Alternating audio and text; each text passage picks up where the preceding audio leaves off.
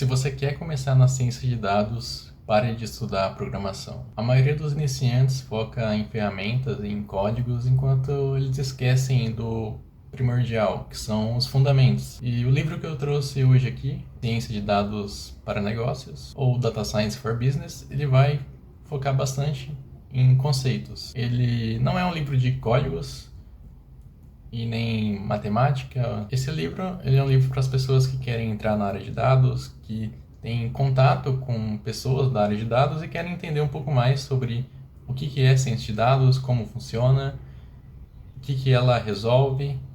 E eu vou falar um pouquinho sobre esse livro nesse vídeo. E o que é ciência de dados, afinal?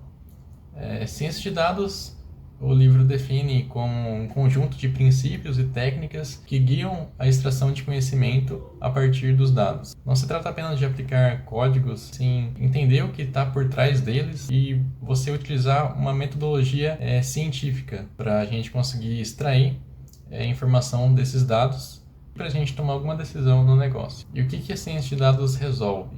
Vou coloquei aqui alguns exemplos aqui.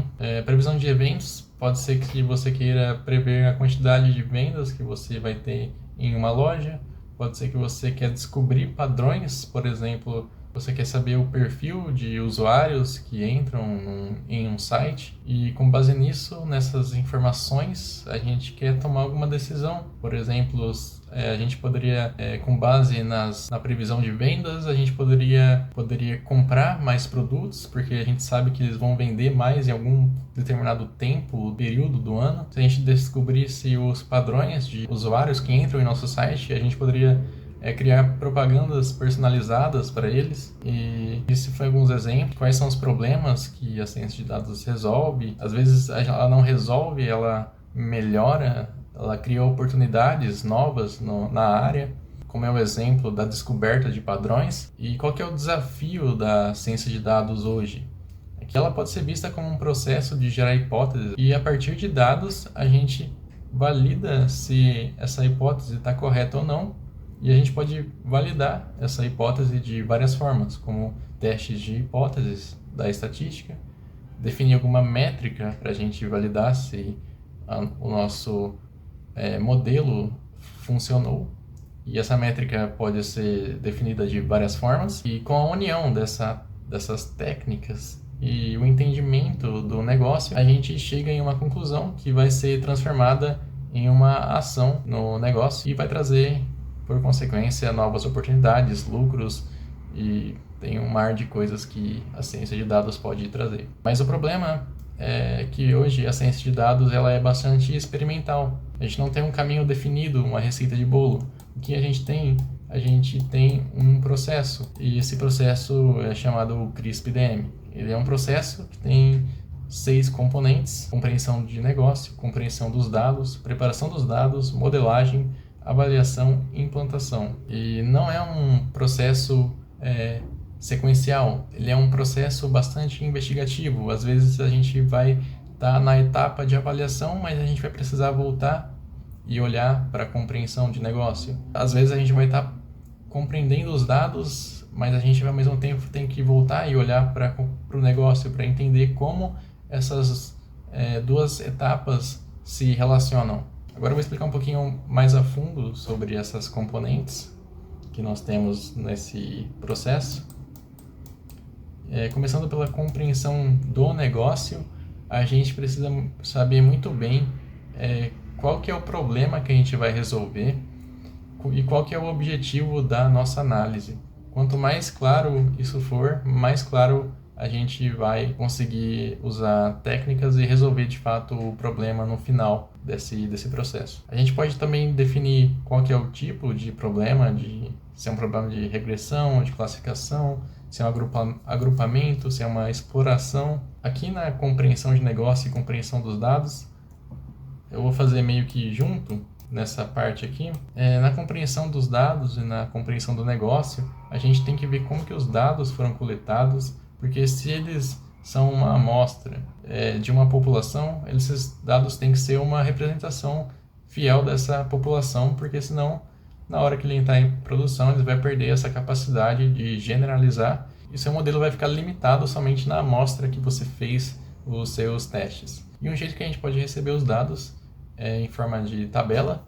Então são dados ali estruturados e esses dados podem estar em várias tabelas, dependendo do tipo do projeto. E a gente deve tomar cuidado porque a gente quer fazer o que com essas tabelas? A gente quer agrupar elas. A gente tem várias formas de agrupar e de juntar essas tabelas e a gente tem que tomar muito cuidado com as regras de negócio, porque se a gente agregar ou juntar essas tabelas de uma forma errada, a gente não vai conseguir ter um modelo que realmente resolve o nosso problema que a gente definiu lá no começo. Então, sempre prestar atenção o que significa cada coluna, o que representa cada linha da tabela quando a gente agrega, quando a gente recebeu essa tabela, qual é o processo onde os dados foram extraídos e foram colocados dentro daquela tabela. É um trabalho bem repetitivo às vezes, mas é importante você saber o que significa cada coluna, o que significa cada variável, o que representa cada linha, quando você agrega, como agregar, como juntar essas tabelas para a gente não fazer coisa errada. Uma parte bastante importante é explorar os dados. Quando nós recebemos as tabelas ou fazemos essas tabelas, a gente não tem ideia de qual é o comportamento dos nossos dados.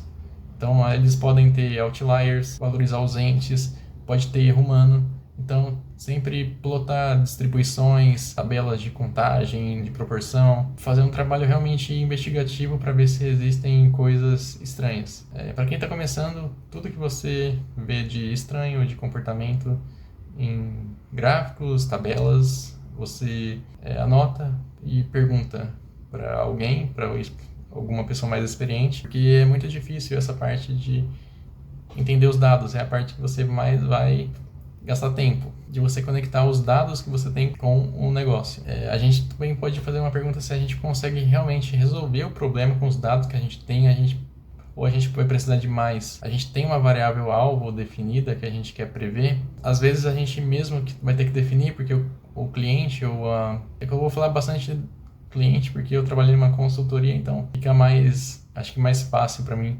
visualizar dessa forma, como se eu estivesse fazendo um trabalho, um serviço para alguém. Então, às vezes o cliente não vai ter ideia do que é uma variável alvo e a gente vai ter que guiar ele para a gente conseguir nós mesmos criar essa variável alvo. Então, existe um trabalho colaborativo ali. Às vezes não precisa, às vezes você pode criar por você mesmo e mostrar para o cliente. Uma coisa que a gente tem que tomar cuidado é se existe algum dado que traz informação do futuro, porque isso é um problema que a gente tem na hora que a gente está preparando os dados, é que às vezes um dado pode conter uma informação da variável alvo, e se a gente se a gente tiver esse dado, a gente vai consequentemente já saber a resposta da variável alvo. Então, basicamente, essa variável que traz a informação do futuro está entregando a resposta para a gente. Então, e a gente não teria essa variável na hora que o nosso modelo fosse para a produção.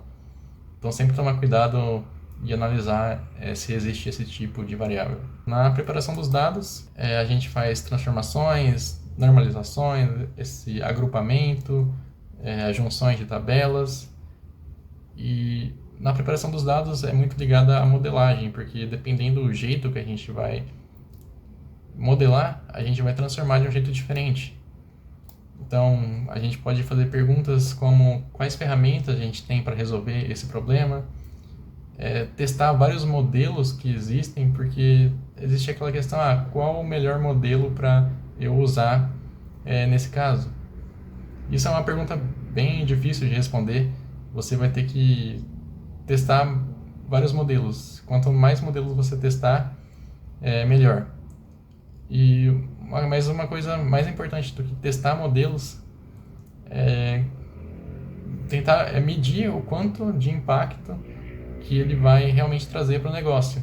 E para isso, a gente tem várias características que é interessante de ter nesses modelos, que eu coloquei aqui algumas, como um modelo ideal seria um modelo que tem bastante generalização, assertividade, realmente impacta o negócio, a gente tem que tomar cuidado com a velocidade de aprendizado dele, porque depois ele pode ser que seja retreinado.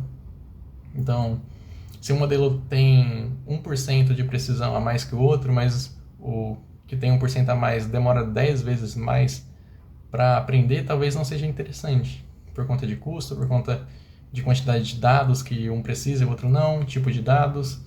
Bastante importante também a explicabilidade do modelo, que tem que ser alinhada ali com o cliente. Talvez um cliente precisa entender, não quer receber um modelo caixa preta, então é importante ele entender o que está acontecendo dentro desse modelo. Talvez também o cliente quer fazer uma validação, se esse modelo realmente faz sentido, o jeito que ele aprendeu com os dados.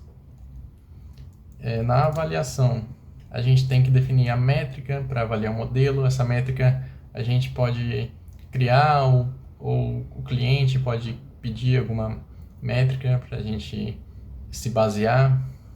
Se perguntar se a gente realmente resolveu o problema, que às vezes a gente está no meio da modelagem, na manipulação de dados e esquece o que a gente quer resolver. E chega no final a gente está meio perdido, então se pergunta se a gente criou uma solução que realmente resolve o problema, qual que vai ser o retorno financeiro desse modelo. Às vezes o cliente está nem aí porque o modelo... às vezes o cliente não está nem aí como o modelo aprendeu, então a explicabilidade dele não importa, o que importa mesmo é o lucro que ele vai trazer. Se a gente pode colocar em produção, se a empresa precisa investir em mais dados, se algum especialista querem vetar o modelo antes da implementação, e se o modelo está pronto em um formato que eles podem compreender, que é aquela coisa da explicabilidade que eu falei.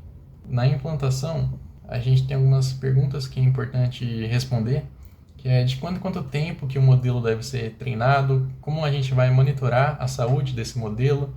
Tem a questão do data drift, que é quando meio que um evento que ocorre com os dados que vão ser usados no modelo, que talvez eles não tenham as mesmas características dos dados que foram usados para treinar o nosso modelo, e também observar qual que está sendo o impacto do modelo no negócio. E, bom, ciência de dados, não existe uma bala de prata de melhor modelo, melhor metodologia.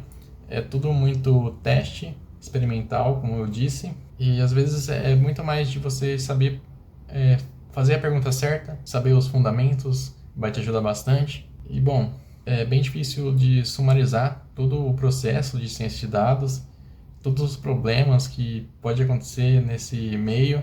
Por isso eu indico que vocês leiam o Data Science for Business e não fiquem só nele também, pratiquem bastante, que algumas coisas só na prática que você vai aprender, não adianta ter teoria. E eu não gosto tanto que muita gente fala pra gente focar 80%, sei lá, na prática e 20% teoria. Eu acho que se você ficar só praticando, você não vai crescer. Você precisa bastante de ter uma base, de ter uma teoria. É a mesma coisa que é o tipo de pessoa que, se você for nos Estados Unidos, sem saber nada de inglês, você vai aprender inglês. Você não vai aprender inglês, você precisa de uma base, você precisa de uma teoria. E esse livro eu acho que te dá bastante base, te dá uma teoria bem legal para você estar iniciando essa jornada na ciência de dados. E eu vou estar deixando um link na descrição para caso vocês queiram ajudar o canal, um link que vocês vão poder comprar esse livro. E muito obrigado por assistir mais esse vídeo. Valeu!